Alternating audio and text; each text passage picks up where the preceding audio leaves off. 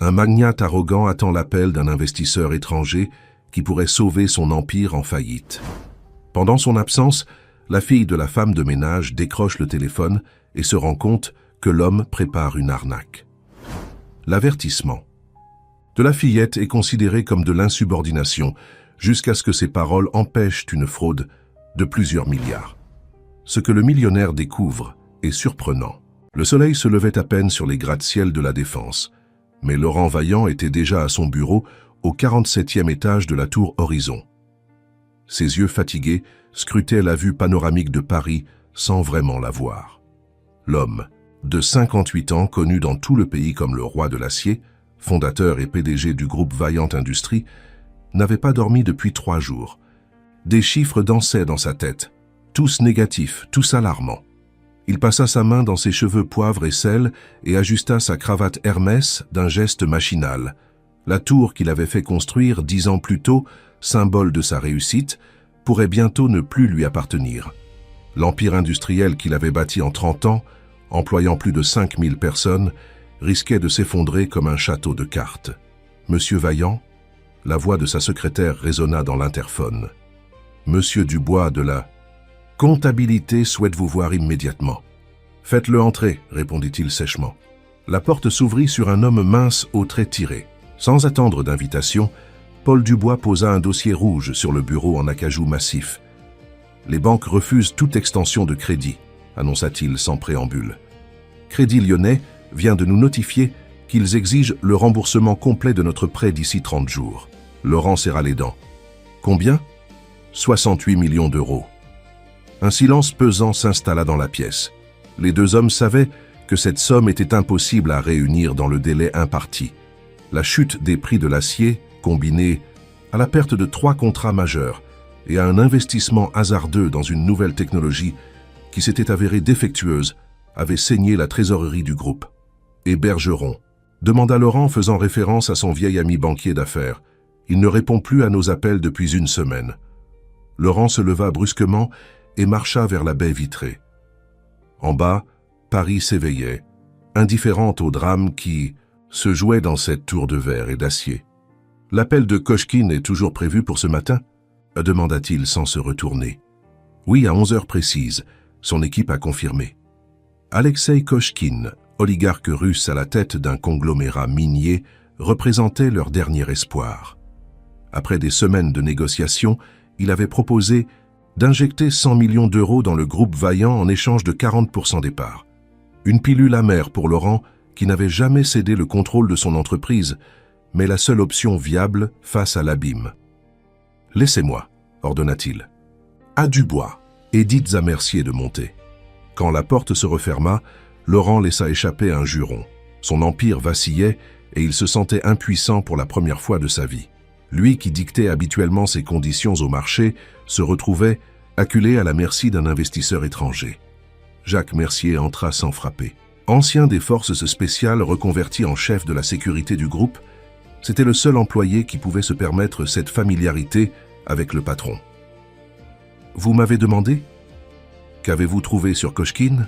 demanda Laurent en retournant à son bureau. Mercier sortit une tablette de sa veste et fit défiler plusieurs écrans. Officiellement, un empire bâti sur les mines de nickel en Sibérie. Fortune estimée à 3 milliards d'euros. Des connexions politiques solides à Moscou, mais rien qui le disqualifierait pour faire affaire en France. Et officieusement, des zones d'ombre, des acquisitions brutales pendant la privatisation post-soviétique.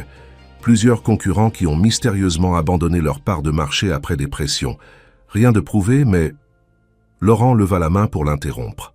Mais nous n'avons pas le choix. Exactement. Un silence tendu s'installa, rompu par l'interphone. Monsieur, Madame Rousseau de l'entretien demande à vous parler. Elle dit que c'est urgent. Laurent fronça les sourcils. Qui? Émilie Rousseau.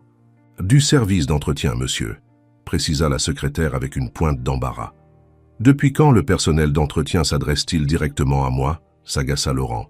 Dites-lui de passer par sa hiérarchie comme tout le monde. Elle. Insiste, monsieur. Elle dit que c'est une situation exceptionnelle et qu'elle n'a trouvé personne d'autre à qui s'adresser.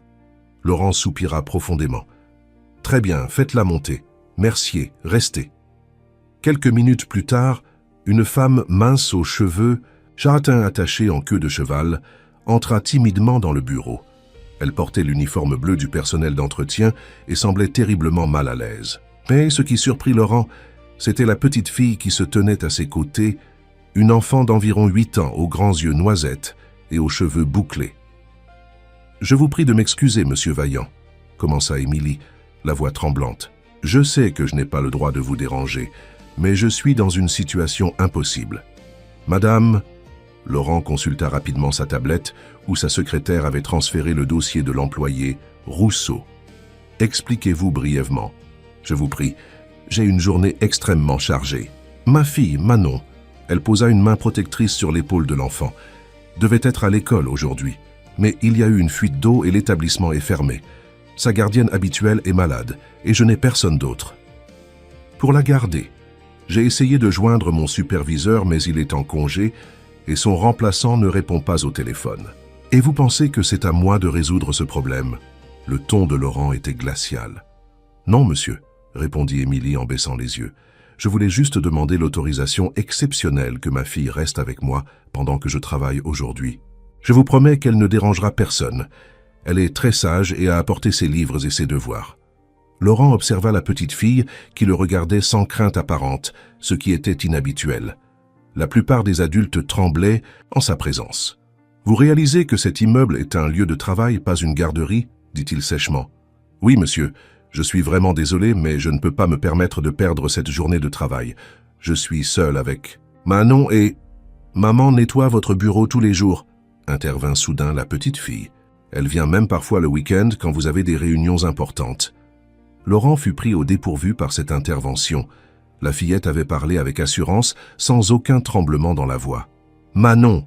souffla Émilie, mortifiée. « Excuse-toi tout de suite auprès de monsieur Vaillant. »« Pourquoi ?» demanda innocemment l'enfant. « C'est la vérité. » Un sourire presque imperceptible se dessina sur les lèvres de Mercier, que Laurent ignora délibérément.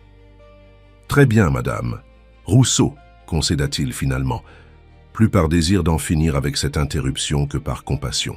« Exceptionnellement, votre fille peut rester avec vous aujourd'hui, à condition qu'elle ne quitte pas votre vue et ne perturbe pas le travail des autres employés. »« Merci infiniment, monsieur, » dit Émilie avec un soulagement évident. « Je vous promets qu'elle se tiendra tranquille. J'y compte bien. Maintenant, si vous voulez bien nous excuser... » Émilie prit la main de sa fille et se dirigea vers la porte, mais avant de sortir, Manon se tourna vers Laurent. « Vous avez l'air fatigué, monsieur, » dit-elle avec une franchise désarmante. « Maman dit toujours qu'il faut dormir suffisamment pour prendre de bonnes décisions. » Avant que Laurent puisse répondre, Émilie entraîna rapidement sa fille hors du bureau, laissant derrière elle un PDG momentanément sans voix. « Cette journée devient de plus en plus surréaliste, » marmonna-t-il en se massant les tempes. « Elle n'a pas tort, » observa Mercier avec un demi-sourire. « Vous n'avez pas dormi depuis combien de temps exactement ?»« Assez pour savoir que je ne peux pas me permettre de me reposer maintenant, » répliqua Laurent. « L'appel de Kochkine est dans moins de 2 heures. J'ai besoin de revoir tous les documents. Une dernière fois. » Mercier hocha la tête et se dirigea vers la porte. « Je serai dans mon bureau si vous avez besoin de moi. » Et Laurent, ajouta-t-il, en utilisant exceptionnellement le prénom de son patron, « Faites attention à vous. Cette situation vous pousse à vos limites. » Resté seul, Laurent ouvrit le dossier préparé pour l'appel avec Kochkine. Les termes de l'accord défilèrent devant ses yeux fatigués. Il savait que c'était probablement un marché avec le diable, mais quel choix avait-il?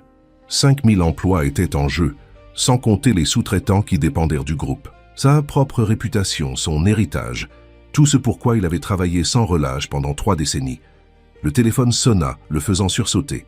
C'était sa secrétaire. « Monsieur Vaillant, votre ex-femme sur la ligne 2. » Laurent soupira. « Dites-lui que je la rappellerai plus tard. »« Elle insiste, monsieur. Elle dit que c'est à propos du paiement de la pension qui n'a pas été effectué ce mois-ci. » Un autre problème à ajouter à la liste. Dans sa lutte pour sauver l'entreprise, il avait négligé ses obligations personnelles. Hélène, son ex-femme, ne manquerait pas de le lui faire payer cher. « Je m'en occuperai cet après-midi, » répondit-il sèchement avant de raccrocher. Il se leva et se dirigea vers la petite salle de bain attenante à son bureau.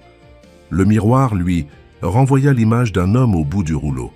Des cernes profonds soulignaient ses yeux gris, et son visage autrefois énergique semblait avoir vieilli de 10 ans en quelques semaines.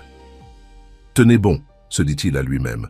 « Encore quelques heures, et tout sera réglé. » Il faut ignorer alors à quel point cette journée allait changer sa vie, et que son salut viendrait de la source la plus improbable qui soit. À 10h45, Laurent quitta son bureau pour une réunion d'urgence avec le conseil d'administration. Il avait besoin de préparer le terrain avant l'appel de Kochkine, s'assurer que tous les administrateurs comprendraient l'importance cruciale de cet investissement, même s'il signifiait céder une partie significative du contrôle de l'entreprise. « Je serai de retour à 11h précises », ordonna-t-il à sa secrétaire. « L'appel de Kochkine est prioritaire sur tout le reste. Si je ne suis pas revenu, venez me chercher immédiatement en salle de conseil. »« Bien, monsieur », acquiesça-t-elle. Et pour le déjeuner avec Maître Blanchard, Laurent avait complètement oublié ce rendez-vous avec son avocat et ami de longue date. « Maintenez-le, j'aurai besoin de ses conseils après l'appel de Kochkine. » Il traversa d'un pas pressé le couloir menant à la salle du conseil, saluant à peine les employés qui s'écartaient respectueusement sur son passage. Dans sa tête, il répétait les arguments qu'il allait présenter, les chiffres qui justifieraient sa décision. Le conseil lui faisait confiance depuis toujours, mais cette fois il demandait beaucoup. Pendant ce temps, au 3e sous-sol de la tour, Émilie Rousseau nettoyait méticuleusement les vestiaires du personnel.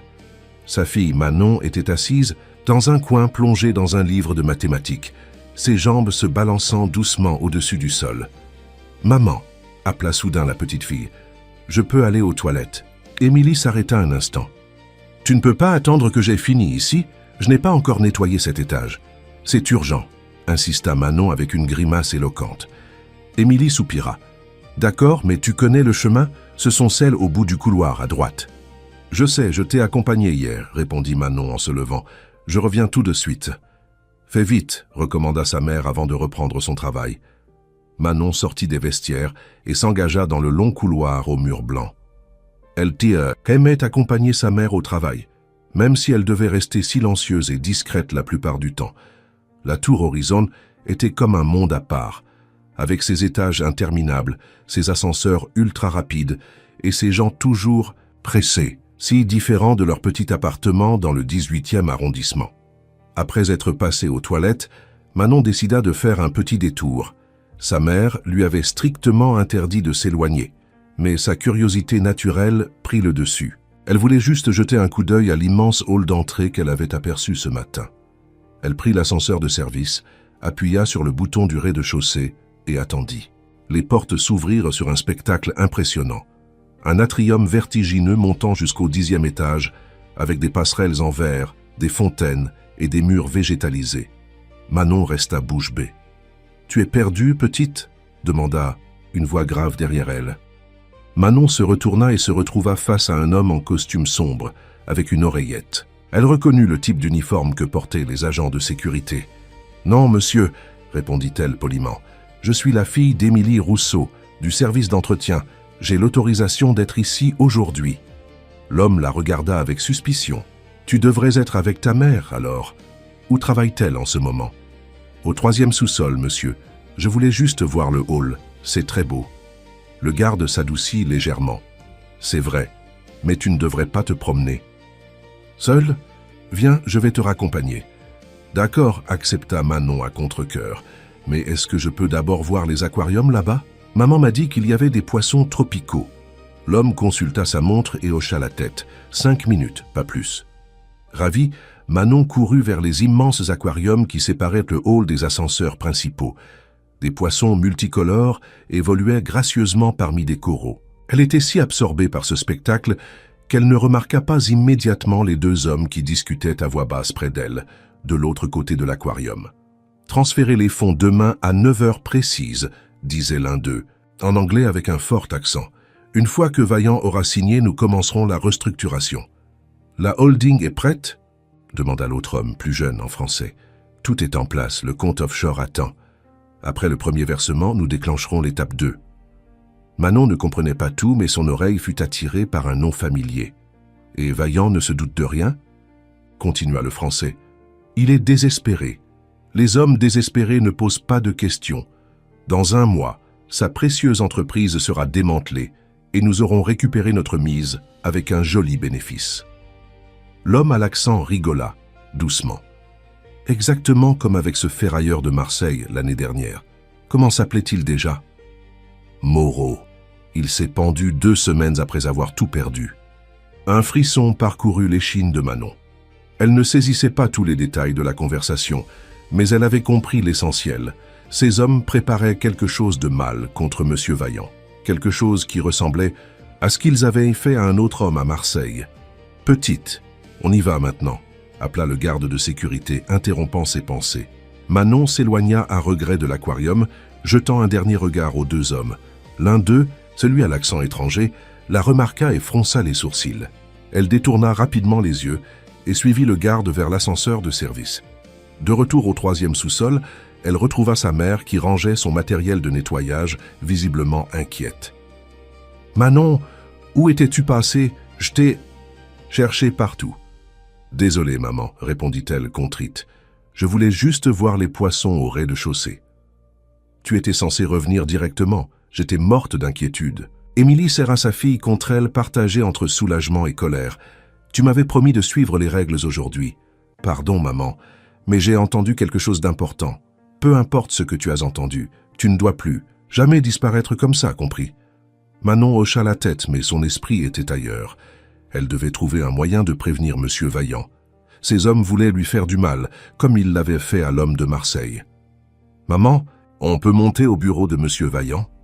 Émilie regarda sa fille avec étonnement. « Certainement pas. On a déjà eu assez de chance qu'il te laisse rester aujourd'hui. Je ne vais pas le déranger à nouveau. »« Mais c'est important. J'ai entendu des hommes parler de lui. Ils veulent lui prendre son entreprise. » Émilie soupira. « Manon, tu as probablement mal compris. Les affaires des adultes sont compliquées et ce ne sont pas nos affaires. »« Mais maman, pas de mais. Nous allons maintenant au 10e étage. J'ai les bureaux de la comptabilité à nettoyer et toi, tu vas rester sagement à côté de moi avec tes livres. C'est compris ?» Manon acquiesça à contre-cœur. Sa mère ne la croirait pas, mais elle savait ce qu'elle avait entendu. Elle devait trouver un moyen d'avertir M. Vaillant. À 11 heures précises, Laurent Vaillant revint dans son bureau, le visage tendu. La réunion avec le conseil avait été difficile, mais il avait obtenu leur accord pour la transaction avec Kochkine. Maintenant, tout dépendait de cet appel. « Des messages ?» demanda-t-il à sa secrétaire en passant devant son bureau. Monsieur Kochkine a confirmé l'appel. « Il sera en ligne dans exactement. » Elle consulta sa montre. 3 minutes. Et Maître Blanchard a appelé pour dire qu'il serait un peu en retard pour le déjeuner. Laurent entra dans son bureau et ferma la porte. Il s'installa dans son fauteuil, respirant profondément pour se calmer. Dans quelques minutes, le destin de Vaillant Industries serait scellé. À 11 heures précises, le téléphone sonna. Le nom d'Alexei Kochkine s'afficha sur l'écran. Laurent tendit la main vers le combiné. Au même moment, à plusieurs étages, plus bas, Émilie venait de commencer à nettoyer les bureaux de la comptabilité. Manon était assise dans un coin, mais son esprit était ailleurs. Elle pensait à ces hommes près de l'aquarium, à leurs paroles menaçantes, à ce ferrailleur de Marseille qui avait tout perdu. Soudain, elle se leva. « Maman, je dois aller aux toilettes. » Émilie soupira. « Encore, elles sont au bout du couloir, et cette fois, reviens directement. C'est clair ? » « Promis, » répondit Manon en sortant rapidement. Mais au lieu d'aller aux toilettes, elle se dirigea vers les ascenseurs. Elle connaissait le numéro de l'étage du bureau de M. Vaillant, le 47e. Elle l'avait vu ce matin sur le panneau de l'ascenseur. C'était risqué, mais elle devait essayer. Lorsque les portes de l'ascenseur s'ouvrirent au 47e étage, Manon fut impressionnée par le luxe des lieux. Des murs en bois précieux, des tapis épais, des œuvres d'art aux murs. Elle s'avança timidement vers le bureau de la secrétaire qu'elle avait vue ce matin. « Bonjour, » dit-elle doucement. « Je dois parler à M. Vaillant, c'est urgent. » La secrétaire leva les yeux de son écran, surprise. « Toi, mais tu es la fille de la femme de ménage, c'est ça? M. Vaillant est en plein appel très important. Il ne peut absolument pas être dérangé. » « Mais c'est à propos de cet appel, justement.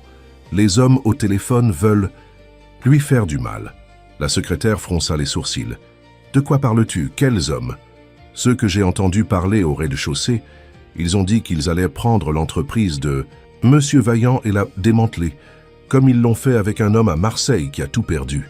Au même moment, la porte du bureau s'ouvrit brusquement. Laurent Vaillant apparut, le visage blême de colère. « Qu'est-ce que c'est que… »« Ce vacarme » tonna-t-il. « J'essaie de conduire l'appel le plus important de ma carrière. » Ses yeux se posèrent sur Manon. « Toi, que fais-tu ici? Où est ta mère ?» Avant que la secrétaire puisse intervenir, Manon s'avança courageusement. « Monsieur Vaillant, ne faites pas confiance aux hommes au téléphone. Ils veulent vous voler votre entreprise, comme ils l'ont fait avec le monsieur de Marseille. » Laurent la dévisagea stupéfait. Dans son bureau, le téléphone continuait de sonner, Kochkine attendant qu'il reprenne la ligne.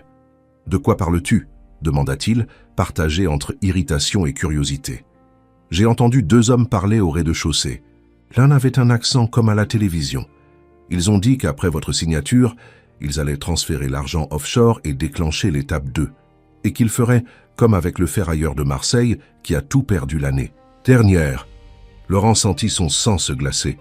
Comment cet enfant pouvait-elle savoir pour le transfert d'argent? Ce détail n'avait été discuté qu'entre lui et Kochkine, et ne figurait dans aucun document officiel. « Comment t'appelles-tu déjà » demanda-t-il d'une voix soudain moins assurée. « Manon, Manon Rousseau. Et tu es absolument certaine de ce que tu as entendu ?» La petite fille hocha vigoureusement la tête. Ils ont ri en parlant du monsieur de Marseille. Ils ont dit qu'il s'était fait mal à lui-même après avoir tout perdu. Laurent jeta un regard vers son bureau où le téléphone continuait d'attendre. Une décision cruciale s'imposait. À lui. Ignorer cet enfant et poursuivre avec le plan qui sauverait peut-être son entreprise, ou prendre au sérieux cet avertissement improbable qui pourrait n'être qu'un malentendu ou une invention. « Madame Martin, » dit-il à sa secrétaire, « a appelé immédiatement Mercier, qu'il monte tout de suite. Et trouvez-moi tout ce que vous pouvez sur un ferrailleur de Marseille qui aurait fait faillite l'année dernière. » Puis, se tournant vers Manon, « Toi, tu viens avec moi. Tu vas me répéter exactement ce que tu as entendu, mot pour mot. » Il conduisit la fillette dans son bureau et ferma la porte, laissant le téléphone sonner dans le vide, tandis que le destin de Vaillant Industries prenait un tournant inattendu. « Tu es absolument certaine de ce que tu as entendu ?» demanda Laurent, scrutant attentivement le visage de la petite fille assise en face de lui. Manon acquiesça avec assurance. « Oui, monsieur. Il parlait en anglais d'abord, puis en français. L'homme avec l'accent a dit que votre entreprise serait démantelée dans 1 mois. Et ils ont mentionné un ferrailleur de Marseille. Oui, ils ont dit qu'il lui avait fait la même chose l'année dernière. Moreau, je crois. Ils ont dit qu'il s'était fait du mal après avoir tout perdu. » Laurent se leva et fit les 100 pas dans son bureau. Le téléphone avait cessé de sonner. Sur son écran d'ordinateur, il pouvait voir que Kochkine avait laissé 3 messages vocaux. Bientôt, il appellerait de nouveau, exigeant des explications. La porte s'ouvrit sur Jacques Mercier, le chef de la sécurité, l'air alerte comme toujours. « Vous m'avez fait demander ?»« Oui. Cette petite fille prétend avoir surpris une conversation compromettante au sujet de Kochkine. » Laurent résuma brièvement ce que Manon lui avait rapporté. « Je veux que vous vérifiez immédiatement s'il existe un ferrailleur nommé Moreau à Marseille qui aurait fait faillite récemment. » Mercier sortit son téléphone et commença à pianoter rapidement. « Je m'en occupe tout de suite. » À ce moment, la porte s'ouvrit à nouveau, laissant apparaître une Émilie Rousseau essoufflée et visiblement paniquée. « Manon, mon Dieu, te voilà !» Elle se précipita vers sa fille, la serrant dans ses bras avant de se tourner vers Laurent. « Je suis terriblement désolé, monsieur Vaillant. Elle m'a encore échappé. Je vous promets que ça ne se reproduira plus. »« Madame Rousseau, » répondit Laurent d'un ton neutre, « votre fille vient peut-être de me sauver d'un désastre financier. » Émilie le regarda avec incompréhension. « Je ne comprends pas. »« Maman, » intervint Manon, « j'ai entendu des hommes qui voulaient faire du mal à monsieur Vaillant, comme ils ont fait au monsieur de Marseille. » Émilie semblait perdue. « Manon, de quoi parles-tu ?»« Monsieur Vaillant, » s'exclama soudain Mercier, les yeux rivés sur son téléphone. « J'ai quelque chose. Michel Moreau, propriétaire de Moreau Recyclage à Marseille. Son entreprise a été rachetée l'année dernière par un conglomérat étranger, KBRI Holdings. 3 mois après, liquidation totale, 200 employés à la rue. Moreau a tenté de mettre fin à ses jours, mais il a survécu. Il est actuellement en institution psychiatrique. » Un silence de plomb s'abattit sur la pièce. Laurent sentit un frisson glacé lui parcourir l'échine. KBRI Holdings. Une anagramme à peine voilée de Koshkin Business and Resources International. Et ce n'est pas tout, continua Mercier, en faisant défiler l'écran de son téléphone. J'ai trouvé 3 autres cas similaires en Europe ces 2 dernières années. Une entreprise de textile en Italie, une scierie en Suède, une fabrique de céramique au Portugal. À chaque fois, le même mode opératoire. Rachat par une holding offshore, transfert massif de fonds, puis liquidation rapide. Le téléphone sur le bureau de Laurent se mit à sonner à nouveau. Koshkin. Ne répondez pas, ordonna Mercier, d'un ton sans appel. Pas avant que nous ayons vérifié tous ces éléments. Laurent hocha lentement la tête, encore sous le choc de ces révélations. Il se tourna vers Manon qui l'observait avec de grands yeux attentifs. « Tu as probablement sauvé mon entreprise aujourd'hui, » dit-il doucement. « Et peut-être même plus que ça. » Émilie serrait sa fille contre elle, commençant à réaliser la gravité de la situation. « Monsieur Vaillant, que se passe-t-il exactement ?» Avant que Laurent puisse répondre, la secrétaire frappa à la porte entr'ouverte. « Monsieur, Maître Blanchard est arrivé pour votre déjeuner. »« Faites-le entrer, » répondit Laurent, une idée germant dans son esprit. Philippe Blanchard, avocat de renom et ami de longue date de Laurent, entra dans le bureau avec son assurance habituelle. C'était un homme élégant d'une 60aine, d'années, aux cheveux argentés parfaitement coiffés. « Laurent, je suis désolé pour ce retard. » Le trafic était... Il s'interrompit en remarquant la présence d'Émilie et de Manon. « Je dérange peut-être » ? « Pas du tout, Philippe. En fait, tu arrives à point nommé. » Laurent fit rapidement les présentations et résuma la situation. Le visage de Blanchard s'assombrit au fur et à mesure qu'il écoutait. Si ce que dit cette petite est vrai, nous avons affaire à une tentative d'escroquerie sophistiquée. Il se tourna vers Manon avec un sourire rassurant. « Tu pourrais me décrire ces hommes que tu as vus ?» Manon hocha la tête. Le monsieur avec... L'accent était grand et chauve. Il avait une montre très brillante et une cicatrice ici. Elle pointa sa joue droite. L'autre homme était plus jeune, avec des cheveux blonds courts et des lunettes. Blanchard échangea un regard significatif avec Laurent. La description du premier correspond à Koshkin. Quant au second, il hésita un instant.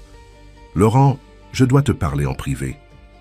Tout ce que tu as à me dire peut être dit devant ces personnes, répliqua Laurent. Elles sont impliquées maintenant.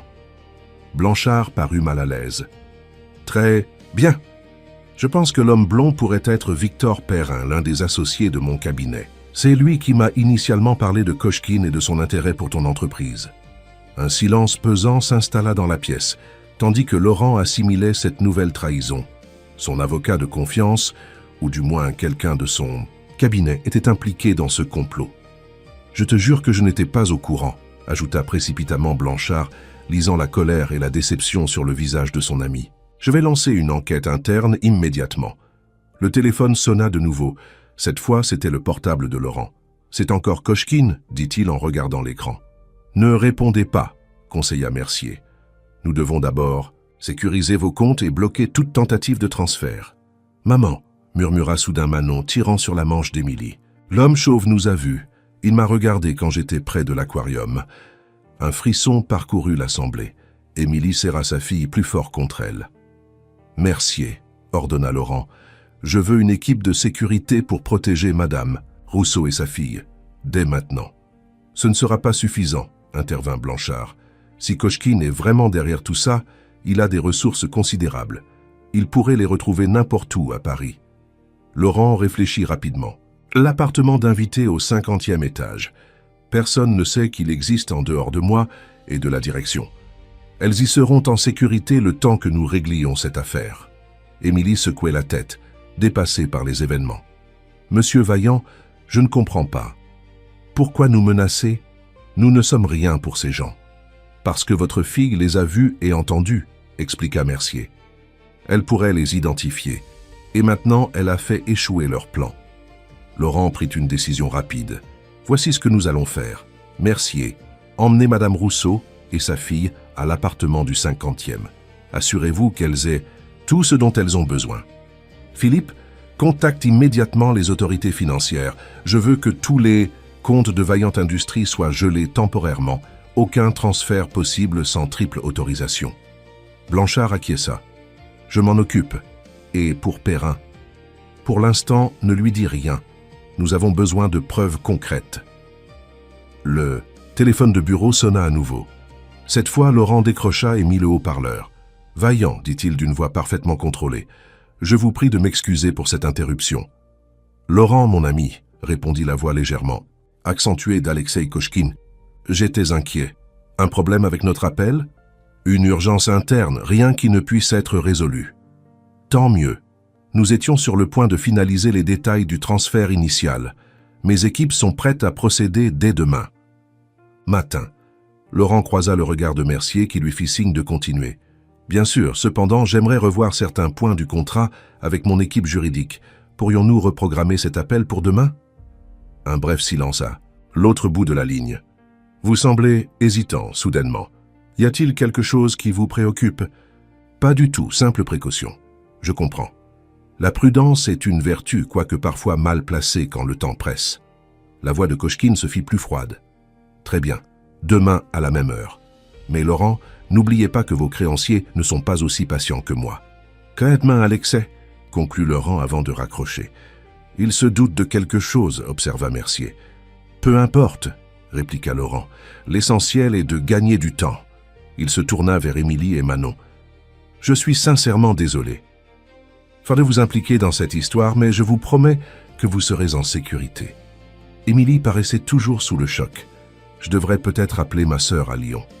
Nous pourrions y aller quelques jours, le temps que tout se calme. »« Ce serait trop risqué, » intervint Mercier. « Si ces gens sont aussi dangereux que nous le pensons, ils surveillent probablement déjà vos proches. L'appartement sécurisé est la meilleure option pour l'instant. » Manon observait cet échange avec un mélange de peur et de fascination. Pour la première fois, elle voyait sa mère vulnérable et cet homme puissant, ce patron craint de tous, semblait soudain prêt à tout pour les protéger. Le téléphone d'Émilie sonna, la faisant sursauter. Elle regarda l'écran. « Numéro inconnu » murmura-t-elle. « Mettez le haut-parleur » ordonna Mercier. Émilie décrocha avec appréhension. « Allô » Madame Rousseau ? Une voix d'homme, froide et métallique, déformée électroniquement. Un simple conseil amical. Les petites filles trop curieuses finissent souvent par se blesser, particulièrement celles qui racontent des histoires à des gens importants. Émilie laissa échapper un cri étouffé. Manon se blottit contre elle, terrorisée. « Qui êtes-vous » demanda Émilie, la voix tremblante. « Un ami préoccupé par la sécurité de votre fille. Elle devrait apprendre à ne pas écouter aux portes. » Un silence. « La prochaine fois, nous parlerons directement à la petite Manon. » La communication fut coupée. Émilie lâcha le téléphone comme s'il l'avait brûlé. « Ils savent, » murmura-t-elle, pâle comme un linge. « Ils connaissent son nom. » Laurent sentit une colère froide l'envahir. Qu'on s'en prenne à lui, à son entreprise, c'était une chose. Mais menacer une enfant, Mercier doublait la sécurité. Je veux une équipe en permanence avec elle. Il se tourna vers Émilie. « Madame Rousseau, je vous donne ma parole que rien n'arrivera à votre fille. Qui que soient ces gens, ils devront d'abord me passer sur le corps. » Pour la première fois depuis le début de cette crise, Laurent vit la peur dans les yeux d'Émilie se mêler à quelque chose d'autre. De la gratitude, peut-être, ou de la confiance. « Merci, monsieur, dit-elle simplement. »« Laurent, corrigea-t-il. Dans les circonstances actuelles, je crois que nous pouvons laisser tomber les formalités. » La secrétaire frappa à nouveau à la porte. « Monsieur Vaillant, le conseil d'administration demande des nouvelles concernant l'appel avec monsieur Kochkine. »« Dites-leur que je les rejoindrai dans 1 heure, » répondit Laurent, « et annulez tous mes rendez-vous pour le reste de la journée. »« Bien, monsieur. » Lorsque la secrétaire fut partie, Laurent se tourna vers les autres. « Philippe, occupe-toi des banques et des autorités. Mercier, installez Madame Rousseau et sa fille à l'appartement, puis lancez une enquête approfondie sur Kochkine, ses associés et ce ferrailleur de Marseille. Je veux tout savoir, leurs méthodes, leurs complices, leurs faiblesses. »« Et vous, que ferez-vous » demanda Blanchard. « Je vais affronter le conseil et leur expliquer pourquoi notre sauveur providentiel est en réalité un prédateur. » Laurent s'approcha de Manon et s'accroupit pour être à sa hauteur. « Grâce à toi, nous avons une chance de nous en sortir. Tu as fait preuve d'un grand courage aujourd'hui. » La petite fille le regarda avec des yeux où la peur se mêlait à la détermination. L'homme a dit qu'il me ferait du mal. Je ne laisserai pas cela arriver, promit Laurent. Tu as ma parole. Pour la première fois de sa vie, Laurent Vaillant, le magnate impitoyable, l'homme d'affaires redouté, ressentait l'urgence viscérale de protéger quelqu'un d'autre que lui-même. Quelque chose avait changé en lui. Cet enfant et sa mère n'étaient en plus de simples employés anonymes. Elles étaient devenues, en l'espace de quelques heures, les personnes les plus importantes de sa vie. Et il était prêt à tout pour les défendre. L'appartement du 50e étage était en réalité un penthouse luxueux, occupant la moitié de l'étage, invisible depuis l'extérieur grâce à des vitres teintées spéciales. Laurent l'avait fait aménager pour y loger occasionnellement des clients importants ou pour servir de refuge en cas de crise. Jamais il n'aurait imaginé y installer une femme de ménage et sa fille. Émilie regardait autour d'elle avec stupéfaction. Le salon aux immenses baies vitrées offrait une vue vertigineuse sur Paris, les meubles de designer côtoyant des œuvres d'art contemporain et la cuisine ultramoderne semblait sortie d'un magazine de décoration. « C'est incroyable !» murmura-t-elle, intimidée par tant de luxe. Manon, quant à elle, avait déjà commencé à explorer les lieux avec la curiosité naturelle de l'enfance. « Maman, il y a une piscine sur la terrasse ?»« Intérieure », précisa Mercier. « Le toit est rétractable, mais nous le garderons fermé pour des raisons de sécurité. » Il fit le tour du propriétaire, leur montrant le système de sécurité sophistiqué, les caméras, les portes blindées, le monte-plat connecté directement aux cuisines du restaurant gastronomique du 45e étage. « Vous ne manquerez de rien ici, » assura-t-il. « Le réfrigérateur et les placards sont déjà remplis. 2 agents de sécurité seront postés en permanence devant votre porte et 2 autres dans le couloir menant aux ascenseurs. Personne ne pourra accéder à cet étage sans autorisation. Spécial. » Émilie s'assit sur un canapé en cuir italien, l'air encore sonné par la tournure des événements. « Comment en sommes-nous arrivés là ?» murmura-t-elle, plus pour elle-même que pour les autres. « Maman, ça va aller, » dit Manon en prenant la main de sa mère. « Monsieur Laurent va nous protéger. » Émilie sourit faiblement à sa fille. « Tu as raison, ma chérie. » Mercier s'éclaircit la gorge. « Je dois retourner auprès de Monsieur Vaillant. Voici un téléphone sécurisé. » Il posa un smartphone sur la table basse. Il n'est connecté qu'à 3 numéros. Le mien, celui de Monsieur Vaillant et celui du poste de sécurité. Utilisez-le en cas de besoin. Une fois Mercier parti, Émilie enlaça sa fille. « Tu es très courageuse, tu sais, mais j'ai peur pour toi. »« Ne t'inquiète pas, maman, » répondit Manon avec une assurance surprenante pour son âge. « Les méchants ne gagneront pas. Dans les histoires, les gentils gagnent toujours à la fin. » Émilie sourit tristement. La vie lui avait appris que la réalité était souvent plus cruelle que les contes de fées. Mais elle n'avait pas le cœur de détruire l'innocence de sa fille. Pendant ce temps, au 47e étage, Laurent affrontait son conseil d'administration. Debout devant la grande table en acajou, il expliquait la situation avec une franchise inhabituelle. « Mesdames, messieurs, l'investissement de Kochkine était un piège. Nous avons des preuves qu'il a déjà utilisé le même stratagème pour démanteler plusieurs entreprises en Europe. » Les 12 membres du conseil le fixaient avec des expressions allant de l'incrédulité à la panique. « Quelles preuves exactement ?» demanda Richard Dumas, le plus ancien des administrateurs, un septuagénaire au regard acéré. Laurent hésita un instant. L'information nous est parvenue de manière inattendue, mais Mercier a vérifié les faits.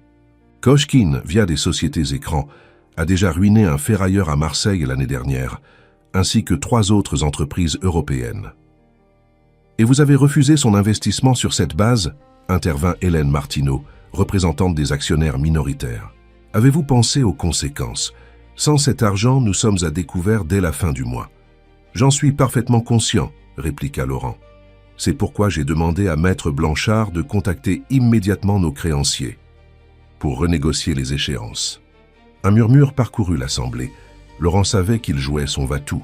Sans l'argent de Kochkine, Vaillant Industries avait besoin d'un miracle financier pour survivre. « Il y a autre chose, » ajouta-t-il. « Nous avons des raisons de croire qu'un membre du cabinet Blanchard & Associés est impliqué dans cette affaire. »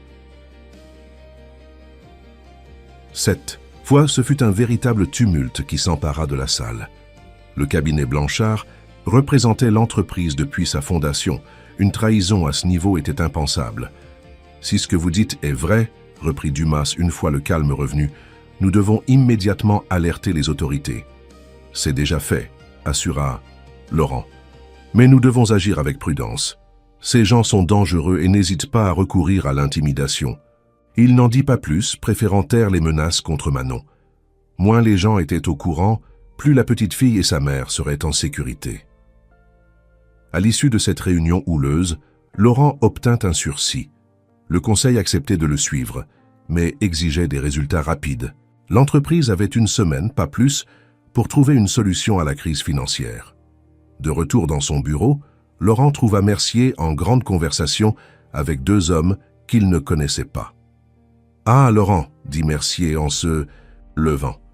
Je vous présente l'inspecteur Moreau de la brigade financière et son collègue, l'inspecteur Leroy. » Laurent serra la main des deux policiers, notant avec une ironie amère que l'inspecteur portait le même nom que le ferrailleur de Marseille. « Monsieur Vaillant, commença Moreau, un homme trapu à la moustache grisonnante, votre avocat nous a contacté concernant une possible tentative d'escroquerie visant votre entreprise. Pouvez-vous nous en dire plus ?» Durant l'heure qui suivit, Laurent expliqua la situation en détail, depuis l'approche initiale de Kochkine jusqu'aux révélations de Manon et la découverte des précédentes victimes. « C'est une affaire sérieuse, » commenta Leroy en prenant des notes. « Nous connaissons bien ce mode opératoire. Malheureusement, ces escrocs sont généralement très habiles pour couvrir leurs traces. Nous aurons besoin de témoignages, » ajouta Moreau, « y compris celui de la petite fille. » Laurent secoua la tête. « Hors de question pour l'instant. Elle et sa mère ont déjà reçu des menaces. Je ne les exposerai pas davantage. » Les deux inspecteurs échangèrent un regard. « Monsieur Vaillant, » reprit Moreau, « je comprends votre inquiétude, mais sans son témoignage, notre dossier sera très fragile. Trouvez d'abord des preuves concrètes contre Kochkine, » insista Laurent. « Ensuite, nous reparlerons de la participation de Manon. » Les policiers finirent par accepter à contre-cœur et prirent congé, promettant de revenir avec un mandat si nécessaire. Dès qu'ils furent répartis, Laurent se tourna vers Mercier. « Du nouveau sur Kochkine ?»« Mes contacts en Russie ont commencé à creuser, » répondit le chef de la sécurité. « Ce qu'ils ont trouvé est préoccupant. Kochkine a des liens avec plusieurs organisations douteuses. Son empire n'est qu'une façade. La plupart de ses sociétés sont des coquilles vides. Et Perrin, l'associé de Blanchard ?» Philippe a discrètement fouillé dans son bureau. Il a trouvé des documents concernant KBRI Holdings et des notes, manuscrites sur Vaillant Industries. Il semble que Perrin soit effectivement impliqué. Laurent serra les poings. « Je veux que cet homme paie. »« Il paiera, » assura Mercier. « Mais pour l'instant, nous devons nous concentrer sur la protection de l'entreprise et de nos deux invités. » Laurent acquiesça. « Comment vont-elles ?»« Bien installées. La petite s'est déjà approprié la chambre avec vue sur la tour Eiffel. » Mercier hésita. « Laurent, il y a autre chose. J'ai demandé à mes équipes de vérifier l'appartement de Madame Rousseau dans le 18e. Et quelqu'un y est entré, rien n'a été volé, mais... » Mercier sortit son téléphone et montra une photo à Laurent. On y voyait un ours en peluche sur un lit d'enfant avec un ruban rouge noué autour de son cou. C'est dans la chambre de Manon. Sa mère affirme que ce ruban n'y était pas ce matin. Laurent sentit son sang se glacer. Le message était clair. Il pouvait atteindre la petite fille n'importe où. « Renforcer la sécurité de l'appartement », ordonna-t-il. « Personne n'entre ou ne sort sans mon autorisation personnelle. » Mercier hocha la tête. « Déjà fait. Et j'ai posté 2 hommes devant l'école de Manon, au cas où Kochkine tenterait d'obtenir des informations là-bas. » Laurent se leva et s'approcha de la fenêtre. Le soleil commençait à décliner sur Paris, teintant les toits d'une lumière dorée. En contrebas, la ville continuait sa vie normale, ignorant le drame qui se jouait dans cette tour. « Nous devons contre-attaquer, » dit-il finalement. « Trouver qui tire vraiment les ficelles derrière Kochkine, car je doute qu'il agisse seul. »« J'y travaille, » assura Mercier. « Mes sources suggèrent qu'un certain Marcel Lemaire pourrait être impliqué.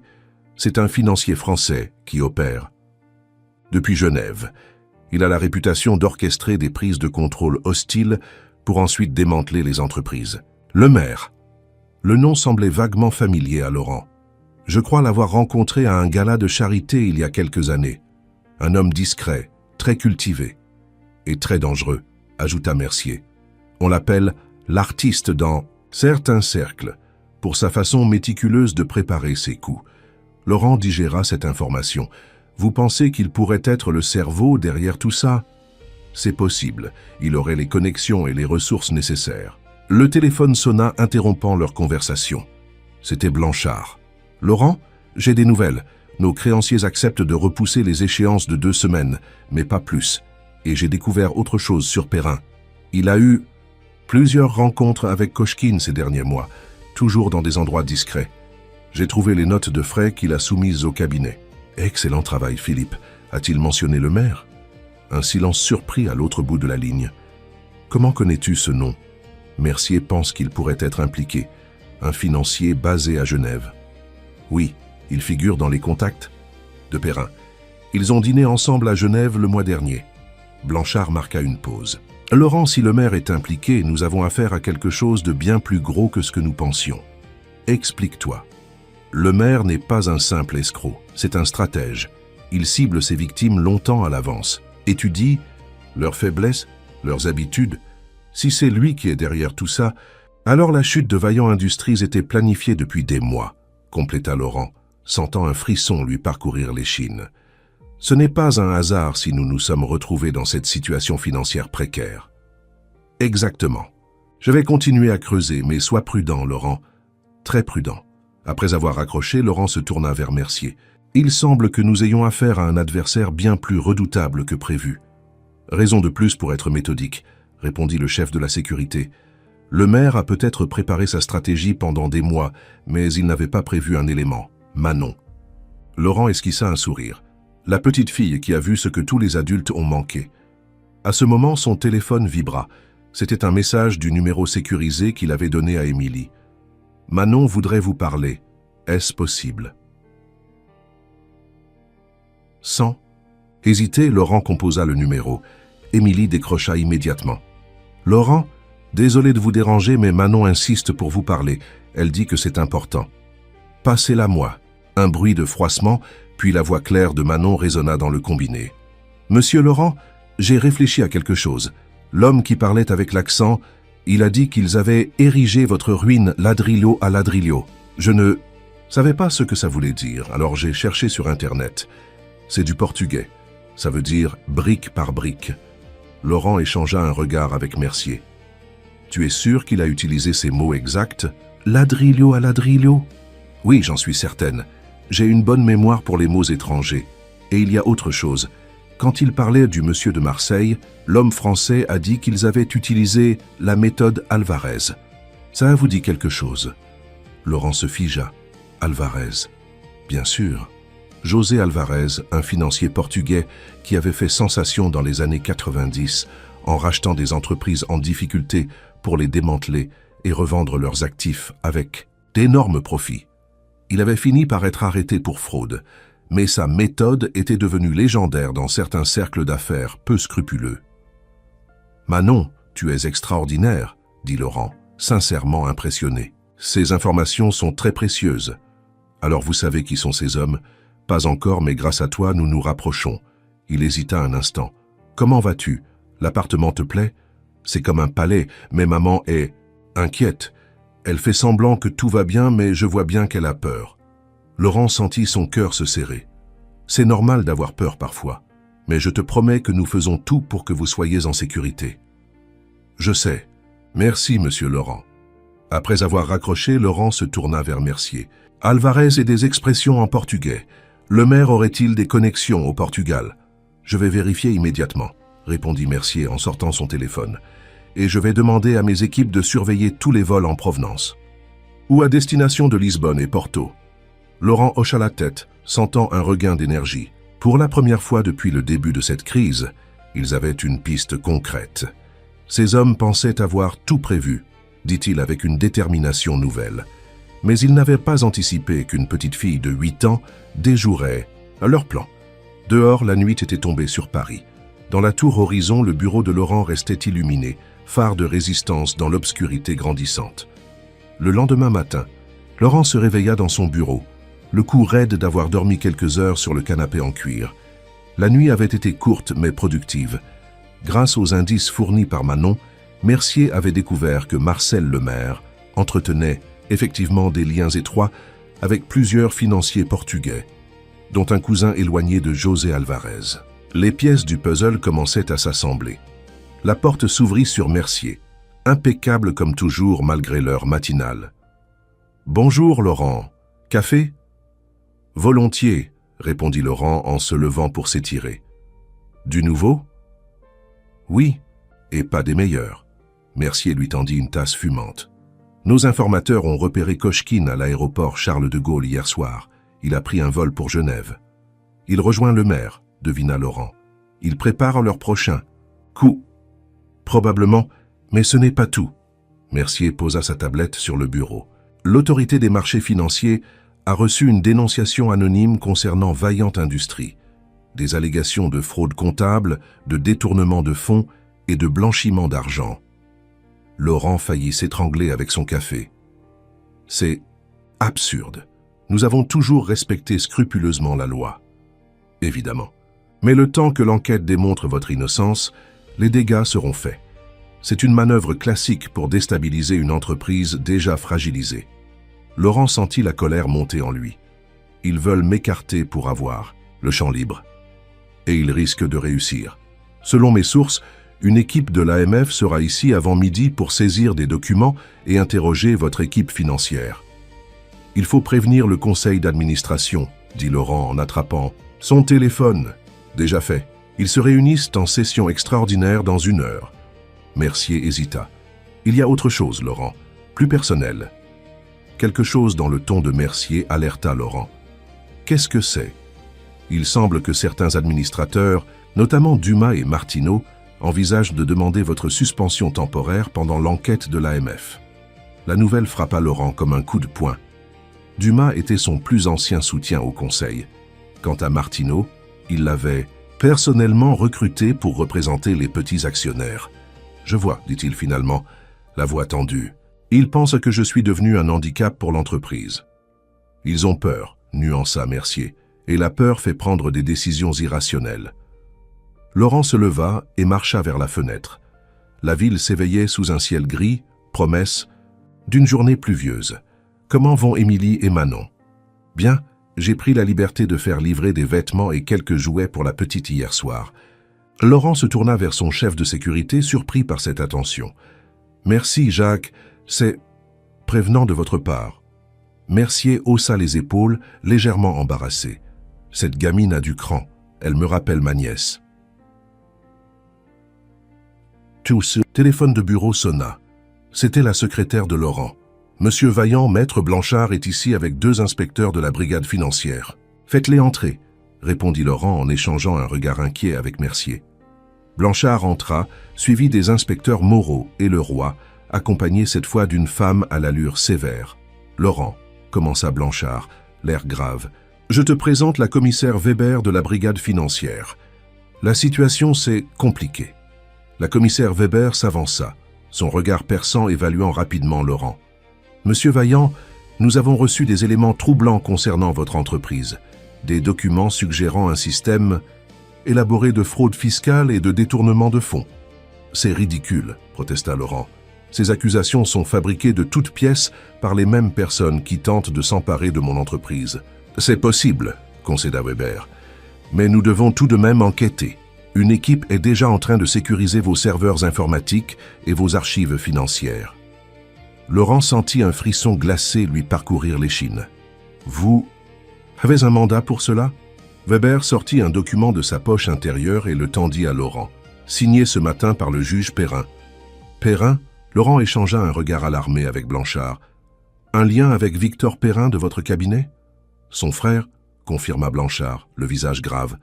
J'aurais dû faire le rapprochement plus tôt. La situation prenait une tournure de plus en plus préoccupante. Non seulement l'entreprise était ciblée, mais les autorités semblaient manipulées par le réseau de Lemaire.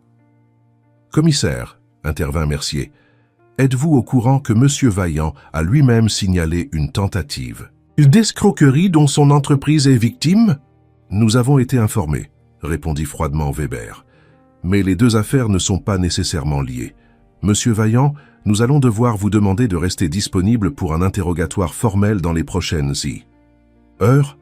Laurent acquiesça, comprenant qu'il n'avait pas le choix.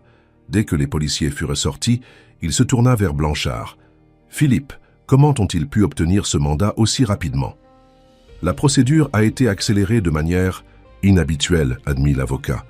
Le juge Perrin est connu pour être très zélé en matière de délinquance financière, mais là, ils ont tout prévu, murmura Laurent, même la réaction des autorités. Laurent, intervint Mercier, vous devriez monter voir Émilie et Manon. Si l'AMF fouille les locaux, il pourrait en découvrir l'appartement du 50e. Laurent se leva immédiatement. Tu as raison. Philippe, essaie de gagner du temps avec les enquêteurs. Insiste sur le fait que nous coopérons pleinement, mais que nous voulons un avocat présent pour chaque interrogatoire. Blanchard acquiesça et quitta le bureau. Laurent et Mercier prirent l'ascenseur privé jusqu'au 50e étage, utilisant la clé spéciale qui donnait accès à cet étage, normalement invisible dans le système. Lorsqu'ils entrèrent dans l'appartement, ils trouvèrent Émilie en train de préparer le petit déjeuner, pendant que Manon dessinait à la table de la salle à manger. « Laurent !» s'exclama la petite fille en le voyant. « Regardez ce que j'ai dessiné. » Elle lui tendit fièrement un dessin représentant la tour Horizon, avec de petites silhouettes sur le toit qui semblaient être Laurent, Émilie, Manon et Mercier. « C'est très beau, Manon, » dit Laurent avec un sourire forcé. « Mais j'ai bien peur que nous ayons un problème. » Émilie s'approcha, essuyant ses mains sur un torchon. « Que se passe-t-il » Laurent et Mercier expliquèrent rapidement la situation. L'arrivée imminente de l'AMF, les accusations fabriquées, à le risque que l'appartement soit découvert. « Vous pensez qu'ils pourraient venir jusqu'ici » demanda Émilie pâlissant. « C'est possible, » répondit Mercier. « Leur mandat couvre tous les locaux de l'entreprise. Nous devons vous déplacer au moins temporairement. »« Mais où » Laurent réfléchit rapidement. « Mon appartement dans le Marais. Peu de gens connaissent son existence, je l'utilise rarement. »« Ce serait trop risqué, » objecta Mercier. « Ils pourraient vérifier tous les biens immobiliers à votre nom. »« Alors, chez toi ?» suggéra Laurent. Mercier secoua la tête. « Même problème. Ils chercheront tous les lieux liés à vos proches collaborateurs. »« Je pourrais appeler ma sœur à Lyon, » proposa Émilie. « Mais si vous dites qu'ils nous surveillent. » 1. Silence tendu s'installa, brisé par la sonnerie du téléphone de Mercier. « Oui, quand ? Combien ? » « D'accord, gardez-les à distance aussi longtemps que possible. » Il raccrocha, le visage grave. 2 agents de l'AMF, accompagnés d'un officier de police, viennent de prendre l'ascenseur vers les étages résidentiels. Ils ont un mandat spécifique pour inspecter tous les espaces non commerciaux de la tour. « Ils viennent ici, » comprit Laurent. Quelqu'un leur a parlé de l'appartement. « Nous avons quelques minutes, pas plus, » dit Mercier en se dirigeant vers la porte. « Prenez le strict minimum et suivez-moi. » Émilie attrapa rapidement un sac à dos et y fourra quelques vêtements pour elle et Manon, tandis que la petite fille récupérait son dessin et un ours en peluche. Laurent, quant à lui, ouvrit un coffre-fort dissimulé derrière un tableau et en sortit une enveloppe épaisse qu'il glissa dans sa poche intérieure. « Par ici !» indiqua Mercier en les guidant, non pas vers l'ascenseur, mais vers une porte discrète au fond du couloir de service. C'est un escalier de secours réservé au personnel technique. Il nous permettra de descendre jusqu'au parking sans être vus.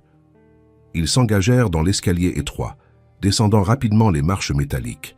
Manon serrait fort la main de sa mère mais ne montrait aucun signe de panique. « Où allons-nous » demanda-t-elle à Laurent qui fermait la marche. « Dans un endroit sûr » répondit-il, espérant que c'était vrai. Ils descendirent ainsi plusieurs étages avant que Mercier ne les fasse s'arrêter. « Attendez ici » murmura-t-il, avant d'entr'ouvrir une porte et de jeter un coup d'œil prudent. La voie est libre. Nous sommes au 43e étage, dans la section en rénovation. Personne ne viendra nous chercher ici. Ils entrèrent dans un espace vaste aux murs nus, où des bâches en plastique recouvraient le sol et les quelques meubles présents. L'étage entier était en cours de réaménagement pour accueillir un nouveau locataire. Ce n'est pas idéal, admit Mercier, mais ça nous donne le temps de réfléchir à notre prochaine étape. Laurent sortit son téléphone. « Je vais appeler Blanchard, voir où en est la situation en bas. » Mais l'avocat ne répondit pas. À la place, Laurent reçut Un message de sa secrétaire, urgent, conseil d'administration. Vote votre suspension temporaire. Blanchard retenu par police. AMF saisit tous documents.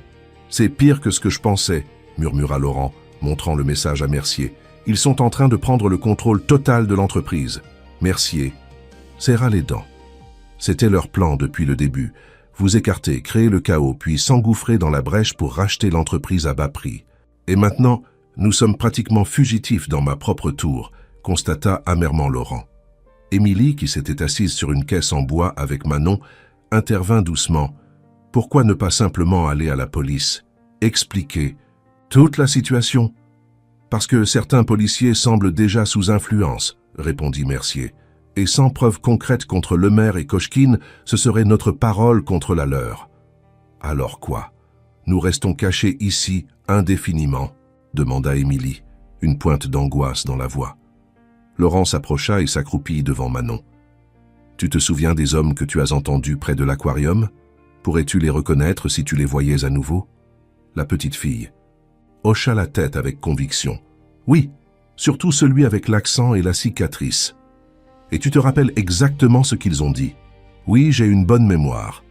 Elle récita alors avec une précision surprenante plusieurs phrases de la conversation qu'elle avait surprise, y compris des détails sur les transferts de fonds et la méthode Alvarez. Laurent échangea un regard avec Mercier. Voilà, notre atout.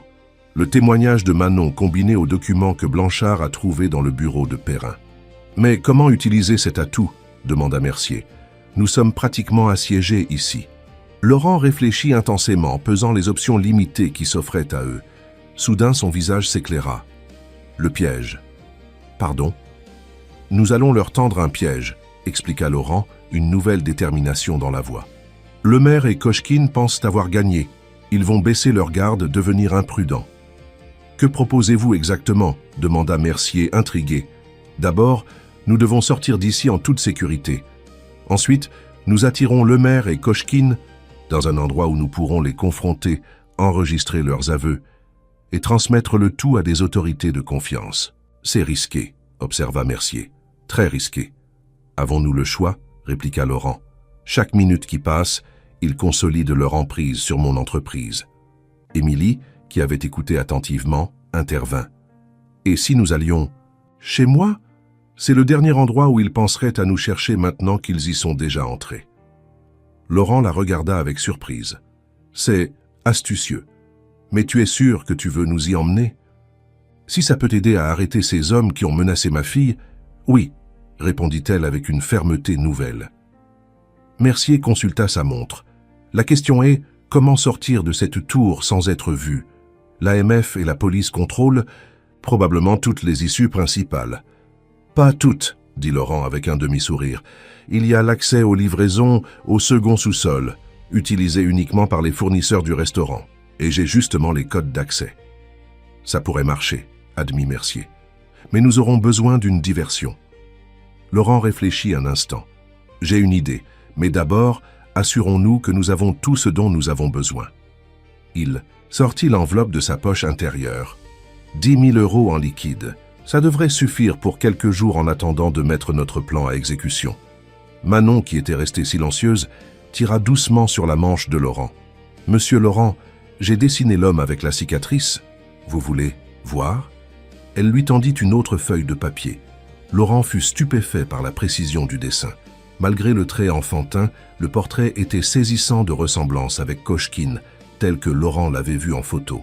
« Manon, c'est extraordinaire, murmura-t-il, montrant le dessin à Mercier qui hocha la tête, impressionné. « Je peux aussi dessiner l'autre homme, celui qui parlait français, proposa Manon, et aussi celui qu'ils ont appelé l'artiste.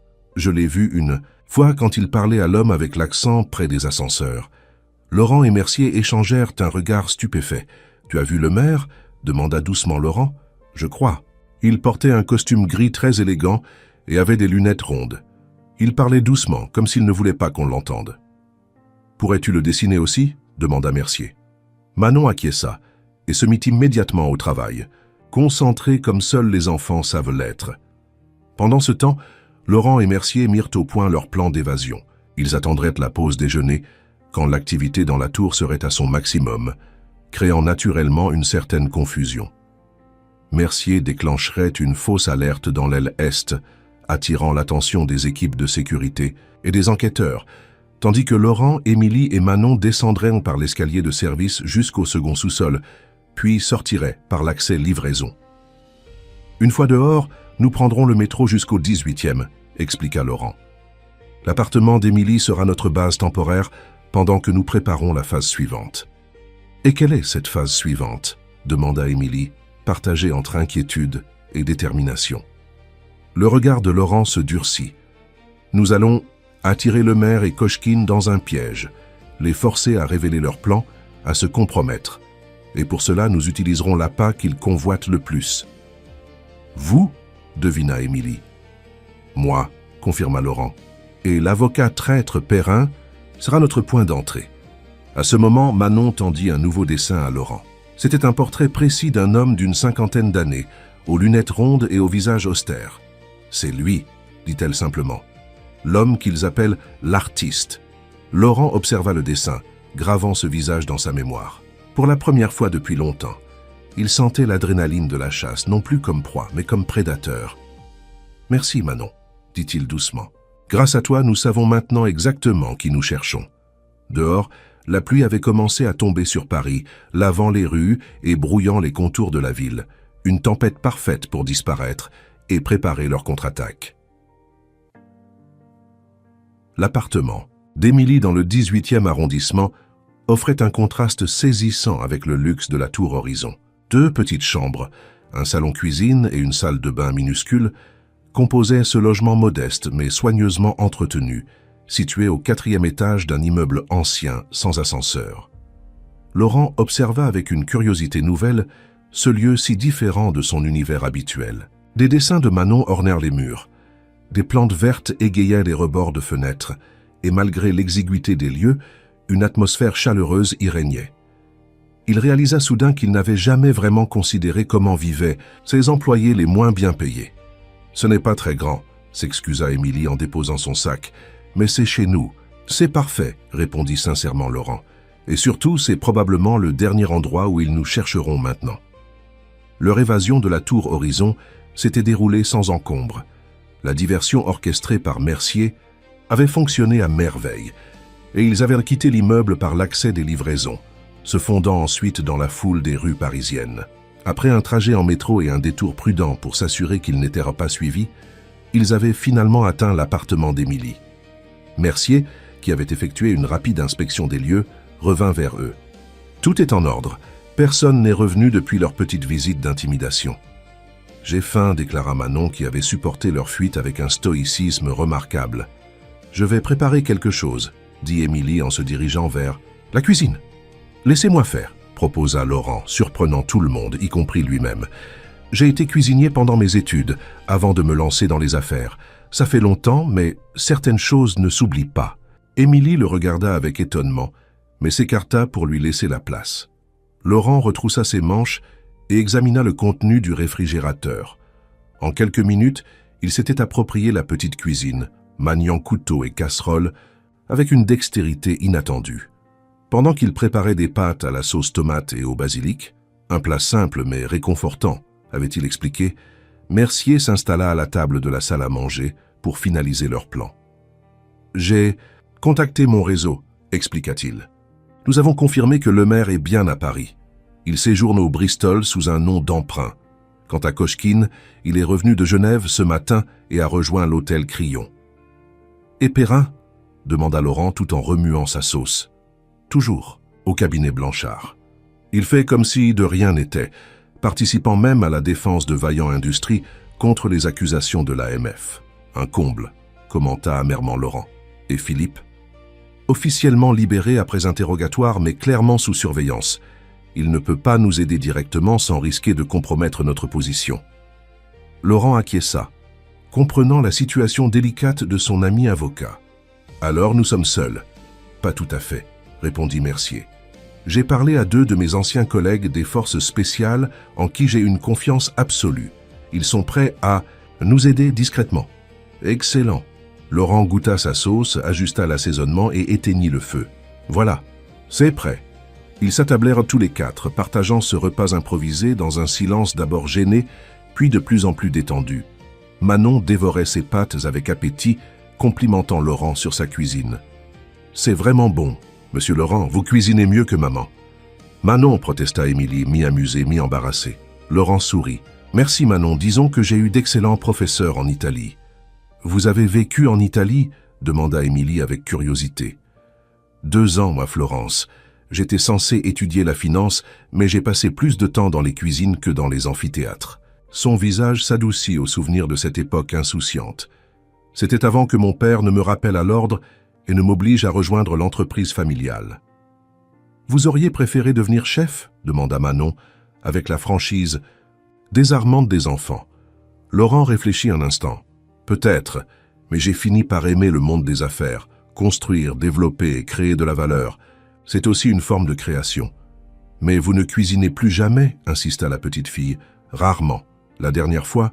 Il s'interrompit, réalisant soudain. « La dernière fois, c'était il y a plus de 10 ans. » Un silence pensif s'installa, brisé par Mercier qui revint au sujet principal. « Nous devons finaliser notre plan pour demain. » Laurent reprit contenance. « Oui, bien sûr. » Il se tourna vers Émilie.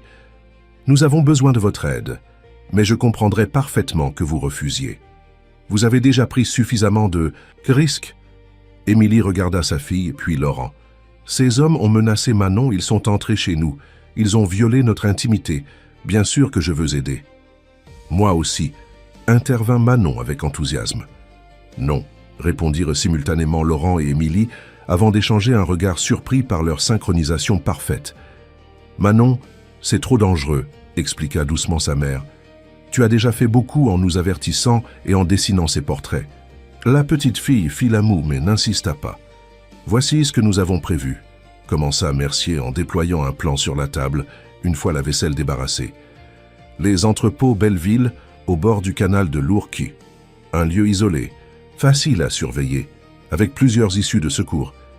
L'un de mes contacts possède un local là-bas. Laurent examina le plan. Et comment attirons-nous le maire et Kochkine? Par l'intermédiaire de Perrin, répondit Mercier. Nous allons le contacter en nous faisant passer pour vous, prétendant que vous êtes prêt à négocier votre reddition.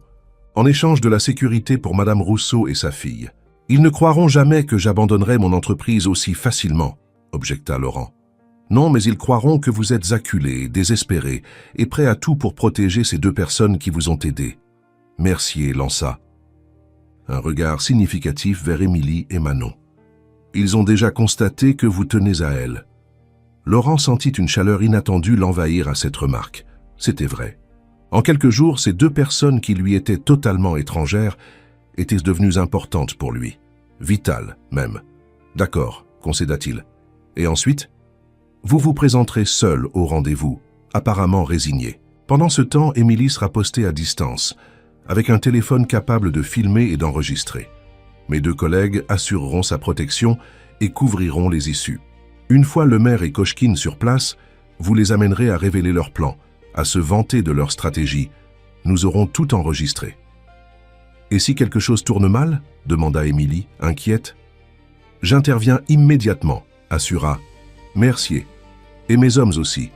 Nous serons constamment en contact via des oreillettes. » Laurent réfléchit intensément, évaluant les risques du plan. Ça pourrait marcher. Mais nous devons être certains que le maire vienne en personne. Kochkine ne suffit pas. J'ai une idée pour ça, dit Émilie. Ces hommes sont orgueilleux, n'est-ce pas? Ils aiment se vanter de leur intelligence.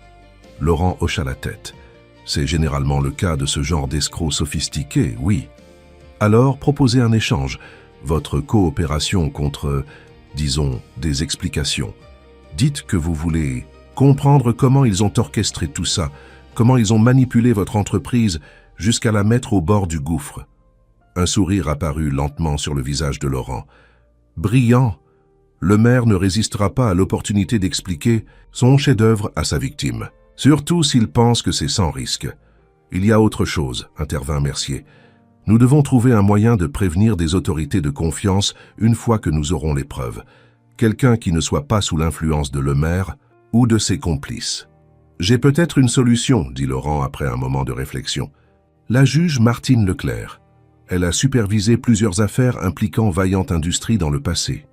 intègre, incorruptible, et elle me déteste cordialement. « Pourquoi vous déteste-t-elle » demanda Émilie avec curiosité. « Parce que j'ai gagné contre elle à plusieurs reprises, mais toujours dans les règles. » Laurent eut un sourire amer. « Elle me considère comme un requin sans scrupules, mais elle respecte la loi par-dessus tout. Si nous lui apportons des preuves solides, elle agira ne serait-ce que pour le plaisir de me voir forcé de reconnaître que j'ai besoin de son aide. »« Parfait, » approuva Mercier. « Maintenant, il nous faut décider qui contactera Perrin et comment. »« Je m'en charge, » dit Laurent. « Il croira plus facilement que c'est moi si je lui parle directement. » Ils passèrent l'heure suivante à peaufiner chaque détail du plan, anticipant toutes les éventualités possibles.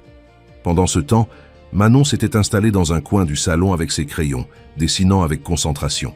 « Qu'est-ce que tu dessines, ma chérie ?» demanda Émilie, faisant une pause dans leur planification. « Le méchant avec les lunettes rondes, » répondit Manon sans lever les yeux. « J'essaie de me rappeler tous les détails. » Laurent s'approcha et regarda par-dessus son épaule. Le portrait de Marcel Lemaire prenait forme, étonnamment précis pour une œuvre d'enfant. « Tu as vraiment un don, Manon. » La petite fille leva les yeux vers lui. « Quand tout sera fini, vous allez nous oublier. » La question, posée avec une franchise désarmante, prit Laurent au dépourvu. « Vous oubliez? Non, bien sûr que non. »« Manon, » intervint Émilie embarrassée. « Ce n'est pas une question à poser. »« Pourquoi pas ?» insista la petite fille. « Les gens riches comme Monsieur Laurent ne restent pas amis avec des gens comme nous d'habitude. » Laurent s'accroupit pour être à sa hauteur. « Manon, je ne suis peut-être pas très doué pour les relations humaines, mais je sais reconnaître les personnes qui comptent.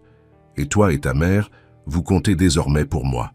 Quoi qu'il arrive demain, je ne vous oublierai pas. » Manon le fixa intensément, comme si elle évaluait sa sincérité, puis hocha la tête, apparemment satisfaite. « D'accord, alors je vais finir ce dessin pour vous aider à attraper le méchant. » Laurent se releva, étrangement ému par cet échange. Il croisa le regard d'Émilie, qui lui sourit timidement, avant de détourner les yeux. La nuit tombait sur Paris quand ils terminèrent leurs préparatifs. Mercier sortit pour rencontrer ses contacts et mettre en place le dispositif de surveillance autour des entrepôts Belleville. Laurent, resté seul avec Émilie et Manon, se sentait étrangement à l'aise dans ce petit appartement si différent de son penthouse aseptisé ou de sa maison de campagne rarement visitée. « Je vais préparer le canapé pour vous, » dit Émilie en sortant des draps d'un placard. « Ce n'est pas très confortable, mais ce sera parfait, » l'assura Laurent. « J'ai dormi dans des endroits bien pires durant mes années d'études. » Manon, en pyjama après sa douche, vint lui souhaiter bonne nuit. Sans prévenir, elle lui fit un câlin rapide avant de courir vers sa chambre.